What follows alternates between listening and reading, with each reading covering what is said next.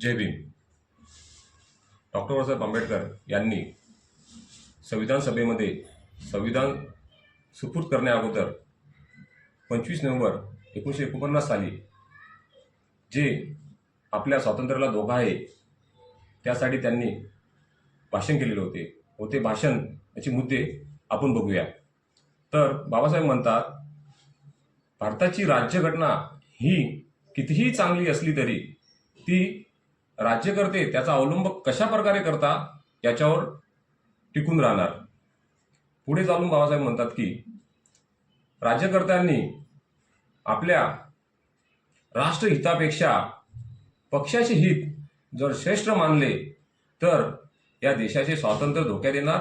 लोकशाही व स्वातंत्र्य ही हुकुमशाहीकडे गेल्याशिवाय राहणार नाही असे मी मानतो.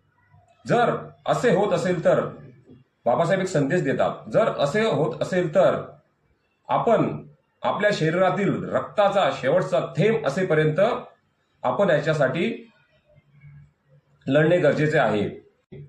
भारतीय लोकशाहीचे स्वातंत्र्य टिकवायचे असेल तर त्यांनी राजकीय लोकशाही राजकीय स्वातंत्र्याबरोबर सामाजिक आणि आर्थिक लोकशाही सुद्धा टिकवणे गरजेचे आहे. कारण की सामाजिक लोकशाही टिकवली तर त्याच्यामध्ये समानता, बंधुभाव, स्वातंत्र्य ही मूल्ये रुजली जातात. समता, स्वातंत्र्यता आणि बंधुभाव ही जीवनाची मूलतत्वे आहेत असे बाबासाहेब सांगतात. या आणि व्यक्तिपूजा ही देशाच्या अधोगतीचा आणि हुकुमशाहीकडे नेण्याचा मार्ग असू शकतो असे मी समजतो. असे भाषण डॉक्टर साहेब आंबेडकरांनी त्या सभेमध्ये म्हटले व सभेतील सर्व सभासद आणि सदस्य ही भाषण ऐकण्यामध्ये तल्लीन झाले होते व नंतर टाळ्यांच्या गडगडामध्ये डॉक्टर बाबासाहेब आंबेडकरांचा आभार मानले.